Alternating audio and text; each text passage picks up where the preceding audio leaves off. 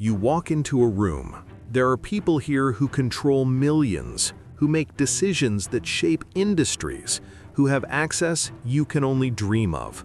And you're invisible. You try to introduce yourself, you try to be friendly, you try to be impressive, and they look through you like glass. Not because you're not talented, not because you're not worthy, but because you don't understand the game. Powerful people are not looking for friends. They have friends. They're not looking for fans. They have millions of those. They're not looking for equals. They already have their circle. What they're looking for, what they're always looking for, is value, utility, strategic alignment. And if you can't provide that in the first 30 seconds of interaction, you're dismissed. Not maliciously, just efficiently. Niccolo Machiavelli spent his life studying power, not how to be powerful, but how power operates, how it's acquired, maintained, and transferred. And one of his most brutal observations was this: men judge generally more by the eye than by the hand. Translation: people don't care about your actual value, they care about your perceived value. And if you walk into that room projecting need, desperation, or hope, you've already lost. But what if you understood the invisible rules? What if you knew exactly how to position yourself so that powerful people didn't just notice you, but needed you? What if you could walk into any room and within minutes become the person they want to talk to? That's what we're covering today. Not networking tips, not small talk strategies, the dark psychology of strategic connection. How to become indispensable to people who think they need no one. In the next 16 minutes, you'll learn why most people fail before they even speak, the 3 currencies that buy access to power, and the 5 laws of connecting with people who are 10 levels above you. But I'm warning you now, this requires you to kill your ego, to stop seeing yourself as the main character, and to become, temporarily, a supporting actor in someone else's story. Let's begin. Part 1. Why you're invisible. You're invisible because you're needy. I don't mean you're clingy or desperate. I mean you radiate need. You need their approval. You need their validation. You need them to see you as smart, valuable, worthy. And powerful people can smell need from across a room. It repels them like a force field. Here's why. Powerful people are surrounded by people who want something. Every conversation is a transaction. Every introduction is a pitch. Every compliment is a setup for an ask. They've been conditioned to filter out anyone who approaches them with an agenda, and your agenda, no matter how you dress it up, is written all over your face. You walk up with your carefully rehearsed introduction. Hi, I'm your name. I work in your field, and I've been following your work for years. Translation: I'm beneath you. I admire you. Please acknowledge me. And in that moment, you've established the hierarchy. You've positioned yourself as the fan and them as the celebrity. They'll be polite. They might even be kind, but you're not getting access. You're getting dismissed. Machiavelli wrote, "Everyone sees what you appear to be. Few experience what you really are." You appear needy. You appear like every other person who wants something, so that's how you're treated. The first rule of connecting with powerful people is understanding that you will never connect from a position of want. You can only connect from a position of offer. But here's the problem. You don't think you have anything to offer. You're not rich, you're not famous, you're not connected. What could you possibly give someone who has everything? And that's the question that keeps you invisible, because you're thinking about the wrong currencies. Part 2. The 3 currencies of power. Money is not the only currency. In fact, at certain levels, it's the least valuable one. Powerful people have money. What they don't have is time, peace of mind, and strategic advantage. If you can provide any of those 3 things, you become valuable. Let's break them down. Currency 1, time. Powerful people are drowning in obligations, meetings, decisions, problems. Every minute of their day is claimed by someone or something. If you can save them time, you become worth their time. This doesn't mean doing their grunt work. It means becoming the person who solves problems before they become problems. The person who delivers answers, not questions. The person who says, "I handled it," instead of, "What should I do?" Think about it. Who do powerful people keep around them? Assistants, advisors, operators, people who reduce friction. If you can reduce friction in any area of their life, you become indispensable. You don't need to be in their industry, you just need to be useful, and usefulness buys access.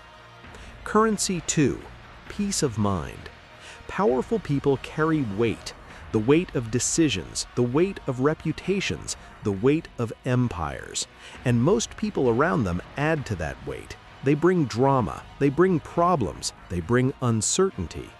If you can be the opposite, if you can be the person who never adds stress, who never creates emergencies, who never betrays trust, you become rare.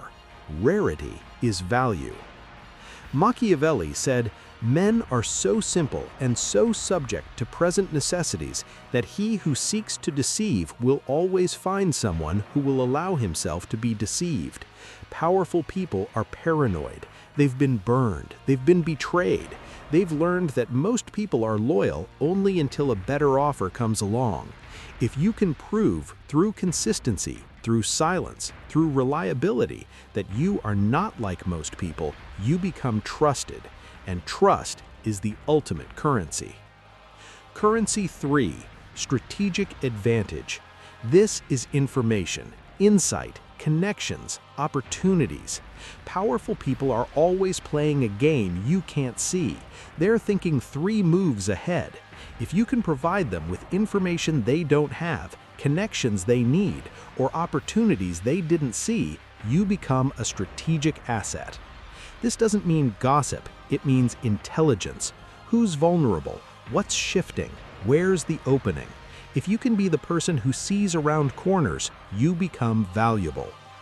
Most people don't have access to these currencies because they're too busy thinking about themselves. They're thinking about what they can get. Flip it. Think about what you can give, and not in some altruistic, selfless way, in a cold, strategic way. What do they need that you can provide? Answer that, and you have leverage. Part 3. The 5 laws of connecting with people above your level. Now let's talk tactics. Here are the 5 laws of connecting with people above your level. Law 1. Never approach them directly. This sounds counterintuitive, but it's critical.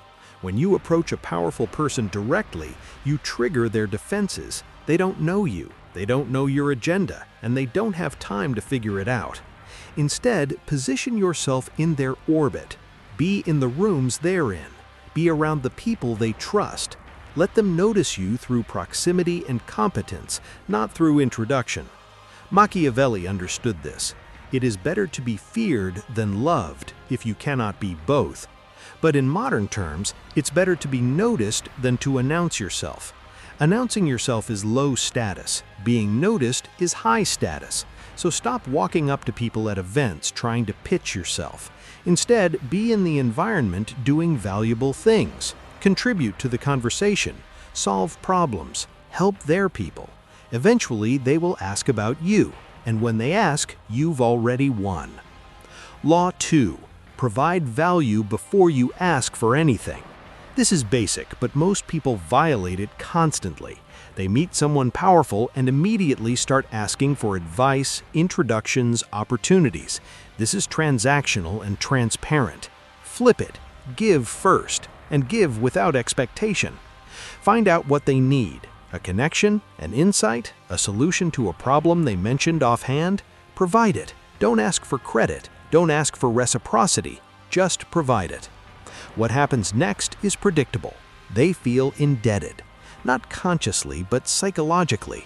Reciprocity is one of the most powerful forces in human behavior. When you give without asking, the other person's brain starts tracking an imbalance. They will look for ways to balance it, and when you finally do need something, they will be predisposed to help, but only if you gave first. Law 3. Mirror their energy, not your own. Powerful people have a frequency. Some are fast, aggressive, impatient. Others are slow, deliberate, calculating. If you come in with the wrong energy, you create friction, and friction is disqualifying. So you adapt, you mirror. If they're fast, you speed up. If they're methodical, you slow down. If they speak in data, you speak in data. If they speak in vision, you speak in vision. This is not being fake, this is being fluent. Language isn't just words, it's pace, tone, priorities, and values. Powerful people respect people who speak their language because it signals that you understand their world, and understanding is the first step to trust. Law 4. Be forgettable at first, indispensable later. This is the long game. Most people try to be memorable immediately. Big entrance, big personality, big pitch. This works in movies. In real life, it triggers skepticism. Instead, be useful quietly. Be competent without fanfare. Be reliable without needing recognition. Blend into the background while delivering value. And over time, something shifts. They start to realize they rely on you. They start to notice that when you're not there, things don't run as smoothly. That's when you become indispensable, not because you demanded attention, but because you became necessary. Machiavelli called this virtue, strategic competence, the ability to be so useful that you become woven into the fabric of someone's success, and once you're woven in, you can't be easily removed. Law 5. Never reveal your full ambition. Powerful people are threatened by ambition. Not all ambition, just ambition that competes with theirs. If they sense that you're trying to take their spot, you're done. So you conceal it. You appear content. You appear loyal. You appear like you're there to serve, not to climb. And maybe you are there to serve, but maybe you're also learning, observing, building your own foundation. They don't need to know that. They just need to believe you're not a threat. This is Machiavellian at its core. Never outshine the master. Let them be the star. Let them have the glory. You're playing a different game. You're gaining access. You're learning the code. You're building relationships. And one day, when you've extracted everything you need, you leave. Not with betrayal, not with drama. You just move on to your own stage. But by then, you've already won. Part 4. The Trap of Authenticity. Now, here's where people get uncomfortable. But isn't this manipulative? Isn't this fake? And the answer is yes and no. It's strategic adaptation. It's understanding that different contexts require different versions of you. You don't act the same way at a funeral as you do at a party. You don't speak to your boss the way you speak to your friends. That's not being fake, that's being socially intelligent. Connecting with powerful people requires you to suppress parts of yourself temporarily. Your need for validation, your desire to be seen as the smartest person in the room, your impulse to talk about yourself. These are luxuries, and you can't afford them yet. Once you have power, once you have access, once you've built your own foundation, you can be as authentic as you want. But right now you're building, and building requires sacrifice. Machiavelli wasn't teaching people to be evil, he was teaching people to survive in a world where power is the only thing that matters. You can be moral, you can have principles, but if you're not strategic, you'll be crushed by people who are. So be strategic, be adaptable, be useful, and once you have the power, use it however you want. Part 5. The Long Game. Here's the final piece. Connecting with powerful people is not a one-time event. It's a long-term strategy. You're not trying to win them over in one conversation. You're trying to become a recurring character in their story. Someone they see multiple times, someone they start to rely on, someone they eventually can't imagine not having around. This means patience. This means showing up consistently. This means being useful without being needy. Most people give up after 1 or 2 interactions because they don't see immediate results. But powerful people don't trust quickly. They observe, they test, they wait to see if you're real or if you're performing. And only after you've passed those invisible tests do they let you in. So play the long game. Don't rush, don't force. Just be present, be valuable, be reliable. And eventually, the doors open, not because you pushed them, but because they invited you in. The choice. Most people will never connect with powerful people because they don't want to do the work. They want a shortcut, a hack, a magic phrase. There isn't one. There's only strategy, patience, and the willingness to be useful. If you're not willing to be those things, that's fine. But then don't complain about being invisible. If you are willing, if you're ready to stop performing and start providing, to stop needing and start offering, to stop seeking validation and start building leverage, then you're already ahead of 99% of people. Because most people never figure this out. They spend their entire lives wondering why they can't get access, and the answer was always the same. They were asking the wrong question. The question isn't, how do I get them to like me? The question is, how do I become someone they can't afford to ignore? Answer that, and everything changes. Subscribe if you're ready to stop being invisible and start becoming indispensable. I'll see you in the next one.